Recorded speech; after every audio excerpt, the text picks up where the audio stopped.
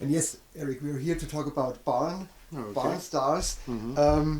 What's the concept behind that barn star business? When did it start, and why did the Pennsylvania German farmers start to use those barn stars on their barns? Well, they started building log barns and stone homes. I guess apparently some of the log barns were falling in, so they started doing stone barns. Mhm. And in the gable end, you would find like a date board with a star design and the initials of the original owners and when the barn was built. So there would usually be some sort of star into there. Uh, we don't know why. We figure it was just a date board with a geometric design. Somewhere around the 1830s, 1840s, they transformed onto the forebays of the barns, where they put 4 or 5 across the front of the barn. Some associate them with the growing seasons. They were agrarian culture. Some associated with good luck, good health, prosperity, fertility of the crops and animals, protect the barn from the red roosters, which was fire. That was a term for fire, the red roosters. You know, it's like a good luck, like a lucky rabbit's foot. Some say they were just colorful and like to decorate things. I feel they were representative somehow, symbolic somehow.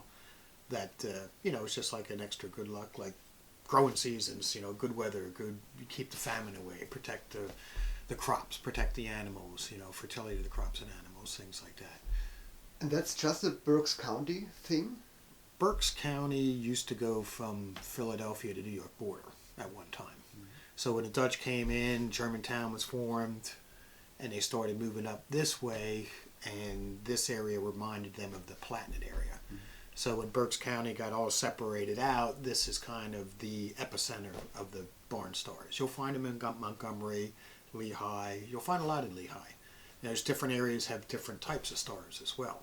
You'll find some in Schuylkill County, you'll find them in Carbon County, but the general area is Berks and Lehigh. And how many stars can you find today? How many barns still have those barn stars? Patrick did a survey and he found over 400 barns still having painted directly on the barn.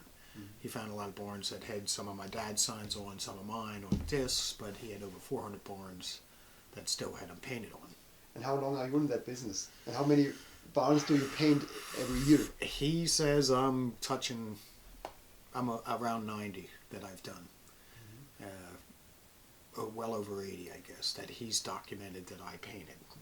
So I've been doing it since, that was the second barn I helped my dad with in 1974. Mm-hmm. So that's 30, 40 years ago. So mm-hmm. That's how long I've been working on them. Mm-hmm.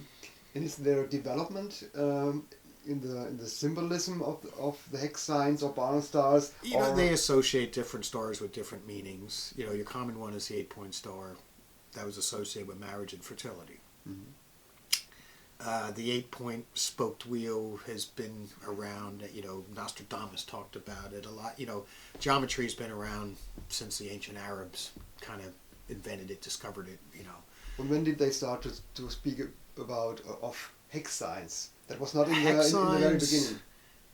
Wallace Nutting was a photographer in the 20s. He traveled around Pennsylvania. He wrote a book on a lot of states. So he wrote one on Pennsylvania called Pennsylvania Beautiful. In his book, it talks about hex signs. He had a picture of a barn, I think, in Lehigh County. He took the name Hexafus, allegedly took the name Hexafus. He tried to talk to the Pennsylvania Dutch. It was pretty much all Dutch around here. If you didn't speak Dutch, we're, Berks County or whatever. But they were kind of tight-lipped. He was an Aushlander, an outsider. Mm-hmm. So he took the word Hexafus, which means witch's foot, and coined the name hex sign. So for 30 years, you had this name hex sign. The old-timers called them Stunne and Blume, stars and flowers, that were painted on the barn. Your first commercial hex sign started at the Kutztown Folk Festival, where it was painted on a disc by Milton Hill. Johnny Ott did them too. We're not really sure. We think Milton Hill did the first one on a disc. Milton Hill called them star designs. He was commissioned by the Folk Festival to demonstrate barn star painting. So they set up a big barn facade. He got up and he painted a barn star every day, and then he painted it over, and the next day he did the same thing. People started inquiring, hey, where can we get one of these to take them home, a souvenir? So whether it was the director of the show, whoever's idea it was, said, hey, let's cut them out on plywood, we'll sell them. So that's the name Hex Sign. He called them Star Designs. That's actually an original Milton Hill right there. Wow. So on the back it says Milton Hill Star Designs. It's a stamp that he had put on the back. How many barn star painters are there today? There are 4 at the Folk Festival. Now they vary in. We all have different designs, different styles.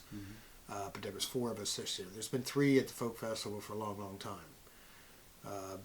Milton Hill was the first. Johnny Ott was the second. Johnny Ott's the one who taught my father. He had the die check. I saw you had pictures of the die check. Well, he taught my father, and that was in the 60s.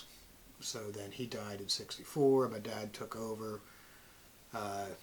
He was at the Folk Festival. There's a guy named Ivan Hoyt who's at the Folk Festival. And Bill Schuster, he passed away a few years ago, but he was at the Folk Festival forever. So everybody had their own different styles. They all did stars. They did a lot of distal figs, rosettes, hearts and birds and tulips. Milton Hill only did star designs, anything geometric.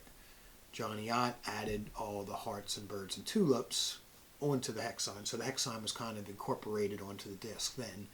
And he took a lot of symbols that were on fractal art, things like that. You know, a lot of the old marriage certificates, fractal art had hearts and birds and tulips. They were all symbolic. They represented something positive to the Pennsylvania Dutch. He incorporated them onto the hex sign. So everything started to have a meaning. You know, bluebirds of peace and happiness, hearts represented love, tulips represented faith, hope, and charity. So your hex sign was kind of born at the Folk Festival. The geometric one was first, and then Johnny Ott started adding all the designs on them. So he did both. He did stars and rosettes. He did, you know, the modern, what I call the modern hex sign as well. And what does it cost to get a barn painted completely with like the one behind you, with red color and 4? You know what? I couldn't tell you that because I only do the design. Okay. I don't paint the barn red. That barn would be, for those 4, that would be about $2,500. Those are 6-footers. So they're roughly, you know, depending on the design, 6-footers are about $500-600 each. So it's also a symbol of, can I say, well, the family shows that they can afford it. Right. Yeah. That's some theories. You know, they decorate. Not every barn was decorated, but a lot were. And it seemed to be, you know, when I was showing you that ghost, it seemed to be a lot of pre-Civil War, and then somewhere around that time a lot weren't repainted. And then in the late 1800s there started to be a resurgence of painting again. Milton Hill started in the early 1900s. And he, you know, I met both of his daughters, talked to them, they gave me a lot of information and told me bits and pieces of his life, how he started. So when he was a kid, he was fascinated with drawing stars, and teachers encouraged him to keep drawing them. So Patrick found a barn from 1902, I think, that had hill stars on it, which is a design like that one, which we call the Hill Star. And usually it's an 8-point star, that's a 12. And he said, you know, I'm not really sure Milton Hill created this design. He said, this is from 1902. And I said, well, that would make him, you know, roughly 15, 16. He was born in 1887. I said, I was helping my dad paint barn stars when I was 13. He said, interesting. And then he did more research on it and found out that was Milton Hill's first barn that he actually painted, which is 5 miles from here. You know, so it's fascinating to see the barn, that it still has, it's been repainted several times, but it has the original hill stars on it.